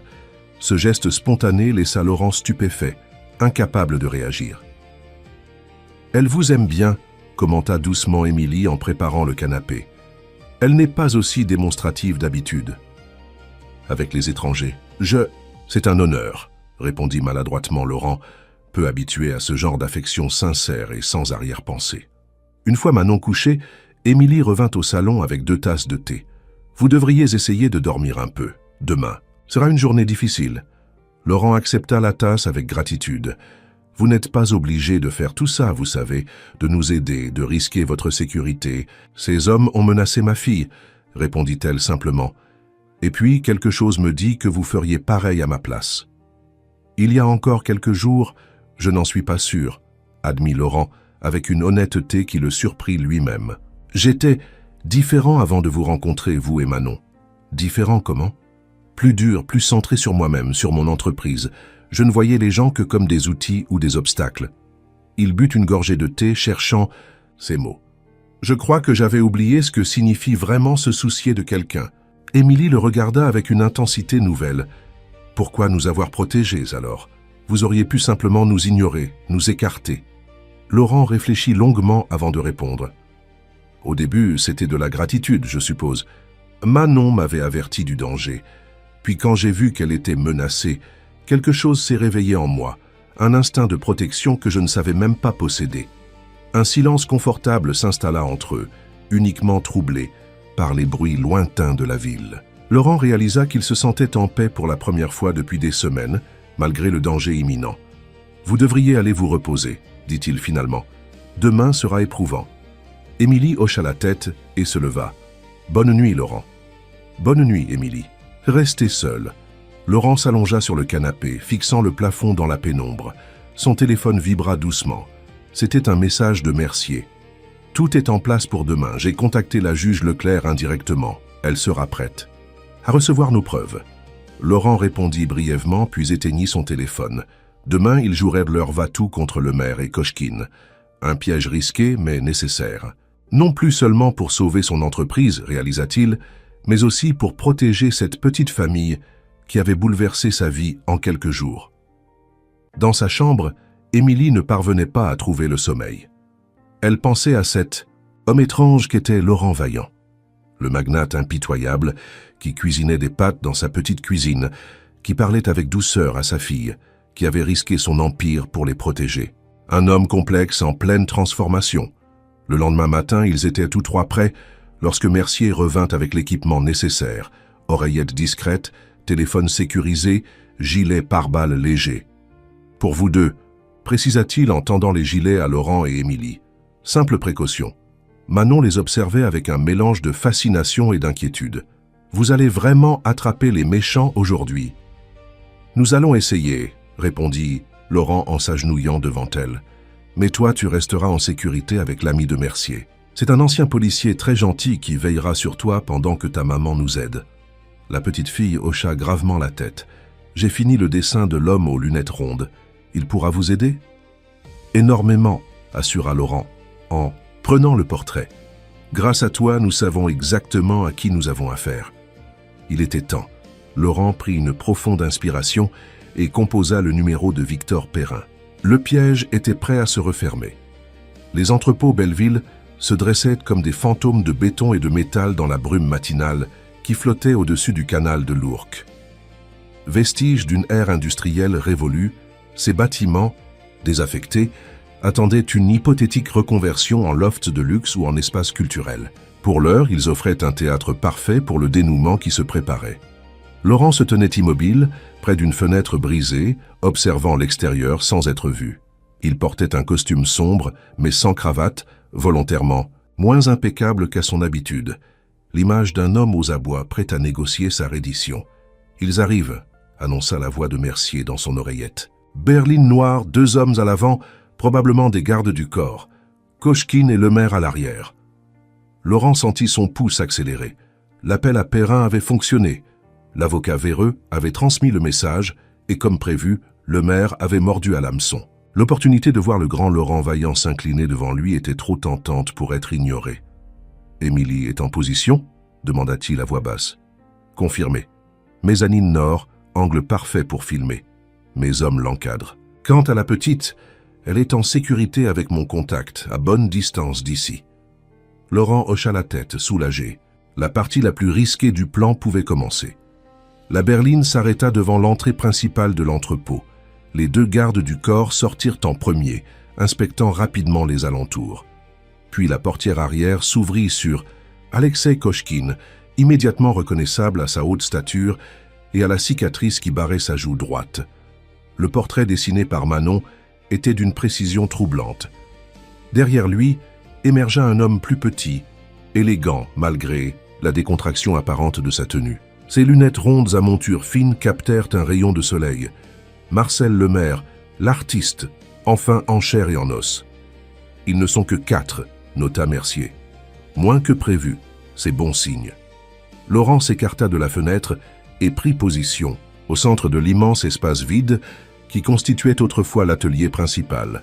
La lumière filtrait à travers les verrières poussiéreuses, créant des halos dorés dans l'air chargé de particules. Les pas résonnèrent sur le béton brut. La porte principale s'ouvrit, laissant entrer les 4 hommes. Les gardes du corps restèrent en retrait, tandis que Kochkine et Lemaire s'avançaient vers Laurent. « Monsieur Vaillant », lança Lemaire d'une voix douce, presque mélodieuse, « quel plaisir de vous rencontrer enfin dans des circonstances si particulières. » Il parlait un français impeccable, sans accent perceptible. Un homme cultivé, raffiné même, dont rien dans l'apparence ne trahissait la nature prédatrice. « Le maire », répondit simplement Laurent, « et Kochkine. Je suis surpris que vous ayez pris la peine de venir en personne. » Le maire esquissa un sourire. Comment aurais-je pu manquer ce moment? Le légendaire Laurent Vaillant, acculé en fuite, prêt à tout abandonner. Il regarda autour de lui avec une curiosité polie. Un choix intéressant pour cette rencontre. J'aurais préféré quelque chose de plus confortable. Je n'ai pas exactement accès à mon club privé en ce moment, répliqua Laurent avec une amertume calculée. Kochkine émit un rire guttural. Vous vous êtes bien défendu, Vaillant. Cette petite fille, une complication inattendue. Mais au final, le résultat est le même. Dans son oreillette, Laurent entendait la respiration calme de Mercier. Continue, tout est enregistré, parfait. Venons-en au fait, dit Laurent. Vous avez gagné. Mon entreprise est pratiquement entre vos mains. Mais avant de signer ma capitulation, j'aimerais comprendre. Comprendre quoi? Demanda le maire, intrigué. Comment vous avez orchestré tout ça? Comment vous avez pu manipuler le marché, les banques, mes propres associés contre moi? Un sourire satisfait apparut sur le visage de le maire. Comme prévu, l'appel à sa vanité fonctionnait. Une œuvre d'art, n'est-ce pas? Dit-il en s'approchant. Chaque détail soigneusement planifié, chaque pièce placée avec précision. Depuis combien de temps prépariez-vous ce coup? Le maire échangea un regard amusé avec Kochkine. Disons que lorsque vous inauguriez fièrement votre nouvelle usine en Normandie l'année dernière, les fondations de votre chute étaient déjà posées. Laurent sentit une colère réelle l'envahir. 1 an. Ces hommes travaillaient à sa perte depuis 1 an. Le plus difficile n'était pas de manipuler votre environnement financier, poursuivit le maire, en faisant quelques pas, visiblement, heureux d'expliquer sa stratégie. Non, le vrai défi était de vous comprendre, vous. Vos habitudes, vos faiblesses, votre arrogance, cette conviction inébranlable que vous étiez invulnérable. Perrin a été recruté quand? Victor, le maire sourit. Un investissement? De longue date. Il travaille pour moi depuis 5 ans, placé stratégiquement dans le cabinet de votre cher ami Blanchard, un informateur précieux, qui est progressivement devenu un acteur clé.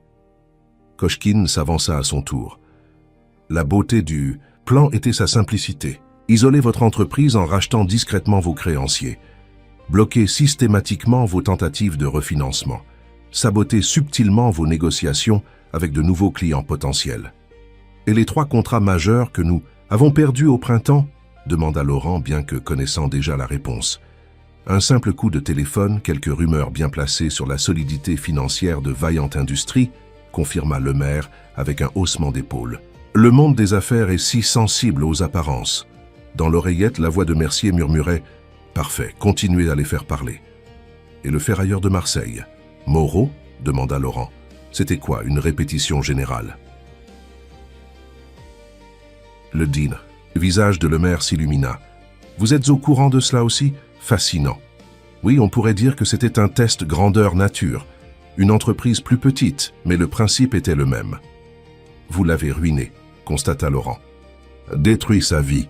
Les dommages collatéraux sont inévitables dans ce genre d'opération, répondit le maire avec une indifférence glaciale. Mais je préfère voir cela comme une sélection naturelle. Les faibles disparaissent, les forts s'adaptent. Et que comptez-vous faire de Vaillant Industries une fois que vous l'aurez entièrement sous contrôle? Kochkine intervint, incapable de contenir sa satisfaction. La dépecer, bien sûr. Les actifs immobiliers seuls valent une fortune, les brevets industriels encore plus. Quant aux usines, certaines seront vendues, d'autres délocalisées. Nous estimons pouvoir extraire 3 fois la valeur actuelle de l'entreprise en la démentant progressivement. Et les employés? Demanda Laurent, la gorge serrée. Le maire écarta la question d'un geste de la main. Le marché absorbera les plus compétents. Pour les autres, c'est la loi de l'économie moderne. 5000 personnes, songea Laurent. 5000 vies balayées d'un revers de main par cet homme en quête de profit. Je comprends mieux maintenant, dit-il lentement. Et je suppose que la prochaine étape était de me faire porter le chapeau pour tout ça? Les accusations de l'AMF, le mandat du juge Perrin. Brillant, n'est-ce pas? Sourit le maire. Vous devenez le vilain de l'histoire, tandis que nous apparaissons comme les sauveteurs tentant de limiter les dégâts de votre gestion frauduleuse. Ladrillo à ladrillo, murmura Laurent. Brique par brique. Le maire marqua une pause, surpris. Vous parlez portugais? Non. Mais une petite fille, très observatrice, a entendu cette expression et l'a mémorisée. Le visage de le maire se durcit. Cet enfant, Un grain de sable qui a failli enrayer toute la machine. Où est-elle d'ailleurs? Et sa mère? Je croyais qu'elle faisait partie de la négociation. Elles sont en sécurité, répondit Laurent. Et elles le resteront. Je n'en serais pas si sûr, intervint Kochkine d'une voix menaçante. Nos hommes les retrouveront, où qu'elles soient. Comme vous avez retrouvé leur appartement? Laissez ce petit message avec le ruban rouge. Laurent sentit la colère monter en lui. C'était mesquin et lâche, même pour vous. Le maire haussa les épaules. Parfois, un message simple est le plus efficace. Les menaces subtiles fonctionnent remarquablement bien, surtout quand une enfant est impliquée. C'était suffisant. Laurent avait obtenu tous les aveux dont il avait besoin. « Mercier » murmura-t-il discrètement. « C'est parfait », confirma la voix dans son oreillette. « Nous avons tout. La juge Leclerc a déjà reçu les premiers extraits en direct. Ses équipes sont en route. » Laurent se redressa, son attitude changeant du tout au tout. L'homme vaincu et résigné disparut, remplacé par le stratège déterminé. « Messieurs, je crois que nous avons un problème », annonça-t-il d'une voix claire. « Vous venez d'admettre une série de crimes financiers, de manipulation de marché et de menaces envers une enfant. Et tout a été enregistré. » Le visage de le maire se figea. Kochkine, comprenant plus lentement, porta instinctivement la main à l'intérieur de sa veste. « Je ne ferais pas ça si j'étais vous », intervint la voix de Mercier, qui émergea d'une ombre sur leur droite, arme au poing. « Levez lentement les mains. » Les deux gardes du corps réagirent immédiatement. Mais avant qu'ils puissent dégainer, 2 points rouges de viseur laser apparurent sur leur torse. « Mes collègues sont d'excellents tireurs », précisa calmement Mercier. « Je vous déconseille tout mouvement brusque. » Le maire, contrairement à Kochkine qui semblait sur le point d'exploser, garda son calme. Impressionnant, vaillant, vraiment. Mais ces enregistrements ne valent rien sans témoins crédibles. « Oh, mais nous avons des témoins », répondit Laurent en souriant. Il leva les yeux vers la mezzanine où une silhouette se redressa. Émilie s'avança jusqu'à la balustrade, tenant son téléphone qui filmait toujours la scène. À côté d'elle se tenaient 2 hommes en civil, clairement des professionnels de la sécurité. « Et ce n'est pas tout », ajouta Laurent. À l'heure qu'il est, la juge Leclerc a déjà reçu une partie des enregistrements et lancé une procédure d'urgence. Ses équipes devraient arriver d'un instant à l'autre. Comme pour confirmer ces paroles, des sirènes retentirent au loin, se rapprochant rapidement. Le maire laissa échapper un rire sans joie. « Bravo, Vaillant, je vous ai sous-estimé. »« Non, » corrigea Laurent, « vous nous avez sous-estimés. Moi, Mercier, Émilie et surtout une petite fille de 8 ans qui a vu ce que tous les adultes ont manqué. » Les portes de l'entrepôt s'ouvrirent à la volée, laissant entrer plusieurs policiers en uniforme, suivis par la commissaire Weber et la juge Leclerc elle-même, une femme austère d'une 60aine d'années. « Marcel Lemaire, Alexei Kochkine », annonça-t-elle d'une voix forte. « Vous êtes en état d'arrestation pour fraude financière, manipulation de marché, extorsion et menaces sur mineurs. » Tandis que les policiers procédaient aux arrestations, Émilie descendit de la mezzanine et rejoignit Laurent. « On a réussi », murmura-t-elle, encore incrédule. « Grâce à vous », répondit-il en serrant brièvement sa main, et à Manon. Quand la juge Leclerc s'approcha d'eux, son expression sévère, légèrement adoucie. « Monsieur Vaillant, je dois admettre que votre méthode était peu orthodoxe, mais efficace. Merci d'avoir répondu à notre appel, Madame la juge. » « Ne vous méprenez pas, » précisa-t-elle. « Vous n'êtes pas encore totalement blanchi. Il y aura une enquête approfondie sur toute cette affaire, y compris sur vos propres actions. »« Je m'y attendais, » répondit Laurent avec dignité. « Mais la vérité finira par éclater. » Le maire, menotté et escorté vers la sortie, s'arrêta un instant à leur hauteur. « Ce n'est pas terminé, Vaillant, » dit-il d'une voix calme qui contrastait avec la situation. « Les hommes comme nous ne perdent jamais vraiment. »« Détrompez-vous, » répliqua Laurent. « Les hommes comme vous finissent toujours par tomber. Parce que vous croyez que tout peut s'acheter, même la conscience. Votre plus grande erreur a été de menacer une enfant innocente. » Kochkine, qui suivait, cracha quelques mots en russe que personne ne comprit, mais dont le ton menaçant était évident. Mercier le poussa fermement vers la sortie. Une fois les prisonniers évacués, la juge Leclerc se tourna vers Laurent. « Vous êtes libre pour l'instant, mais restez à disposition de la justice. Il y aura de nombreuses auditions dans les jours à venir. »« Bien entendu, Madame la juge. »« Et puisque vous semblez avoir retrouvé un certain sens moral, ajouta-t-elle, avec une pointe d'ironie. « J'espère que cela se reflètera dans la gestion future de votre entreprise, si vous parvenez à la récupérer. » Sur ces paroles, elle tourna les talons et sortit, laissant Laurent, Émilie et Mercier seuls dans l'immense espace vide. « Manon ?» demanda immédiatement Émilie. « Mon contact la ramène, » répondit Mercier. « Ils nous rejoindront chez vous dans 1 heure. » Laurent s'approcha d'une fenêtre, observant les voitures de police s'éloigner avec leurs précieux prisonniers. « Ce n'est que le début, » dit-il pensif. « Récupérer l'entreprise, restaurer sa réputation, regagner la confiance du conseil et des marchés. Ce sera un long combat. »« Mais cette fois, vous ne serez pas seul, » dit doucement Émilie en se plaçant à ses côtés. Laurent la regarda, surpris par la chaleur qu'il ressentait en sa présence. « Non, je ne serai pas seul, » confirma-t-il. « Si vous acceptez de m'aider, bien sûr. Après tout ce que nous avons traversé, bien sûr que nous vous aiderons. » Mercier s'éclaircit discrètement la gorge. « Je vais sécuriser le périmètre et organiser notre retour. Prenez votre temps. » Une fois seuls, Laurent et Émilie restèrent un moment silencieux, côte à côte devant la fenêtre.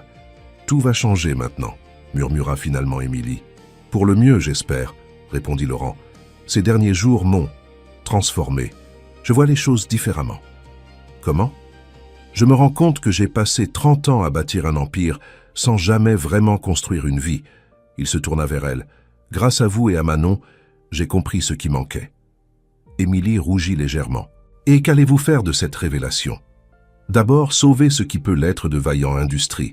Ensuite, il hésita. « J'aimerais créer quelque chose de nouveau, une fondation peut-être, pour éduquer les entrepreneurs sur les dangers des fraudes financières, les aider à se protéger contre les prédateurs comme le maire. »« C'est une excellente idée, » approuva Émilie avec enthousiasme.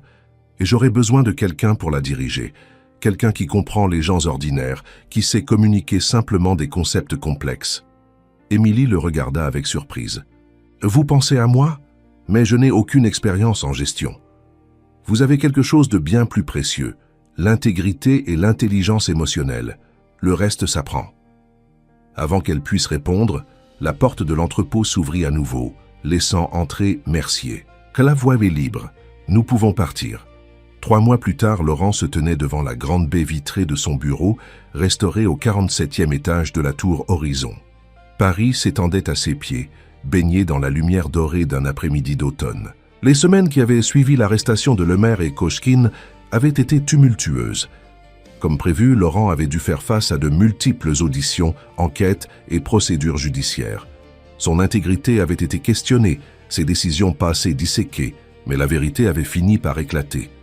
Les preuves accablantes contre Lemaire, Kochkine et leurs complices, combinées aux témoignages de Blanchard et d'autres victimes qui s'étaient manifestées, avaient progressivement blanchi Laurent des accusations les plus graves. Le conseil d'administration, d'abord hésitant, avait finalement voté sa réintégration à la tête de Vaillant Industries. Les créanciers avaient accepté de renégocier les échéances. L'entreprise était toujours fragilisée, mais elle survivrait. Un coup discret à la porte interrompit ses réflexions.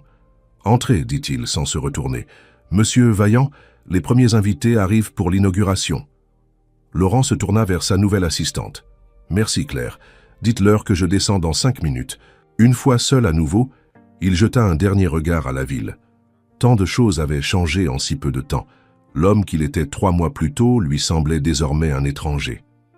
Il quitta son bureau et prit l'ascenseur jusqu'au 32e étage, entièrement réaménagé pour accueillir le siège de la Fondation Horizon. Lorsque les portes s'ouvrirent, il fut accueilli par le sourire radieux de Manon vêtue d'une jolie robe bleue. « Laurent, vous êtes enfin là. Maman vous attend pour couper le ruban. »« Je n'aurais manqué ça pour rien au monde, » répondit-il en lui prenant la main. La réception d'inauguration battait son plein dans le vaste espace lumineux. Journalistes, personnalités du monde des affaires, représentants d'associations et simples citoyens s'y côtoyaient. Au centre, près d'une maquette représentant les futurs centres de formation de la Fondation, se tenait Émilie, resplendissante dans un tailleur élégant, qui n'entamait en rien sa simplicité naturelle. « Ah, voilà notre président !» s'exclama-t-elle en voyant Laurent approcher. « Nous n'attendions plus que vous. » Laurent prit place à ses côtés, face aux caméras et aux photographes. « Mesdames et messieurs, » commença-t-il, « c'est avec une immense fierté que nous inaugurons aujourd'hui la Fondation Horizon, dédié à l'éducation financière et à la protection des entrepreneurs contre les fraudes. Notre mission est simple, transformer l'expérience douloureuse que nous avons vécue en un outil de prévention pour tous. Il fit signe à Émilie de poursuivre. Avec une assurance qui surprenait tous ceux qui la connaissaient avant, elle expliqua les objectifs concrets de la Fondation, son programme de formation, ses partenariats avec des associations locales. Et je suis particulièrement fier d'annoncer que notre mascotte et symbole sera l'œil de Manon, conclut-elle en dévoilant un logo représentant un œil d'enfant stylisé.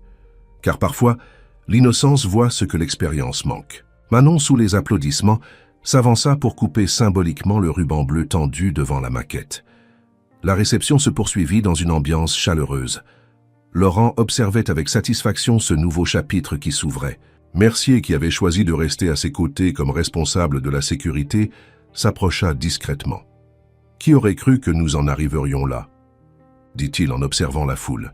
« Certainement pas moi, » admit Laurent, « mais je ne reviendrai en arrière pour rien au monde. » Son regard se posa sur Émilie, qui expliquait avec passion le projet à un groupe de journalistes, puis sur Manon, qui distribuait fièrement des brochures aux invités. Ces deux personnes, entrées dans sa vie par le plus grand des hasards, en étaient devenues le centre.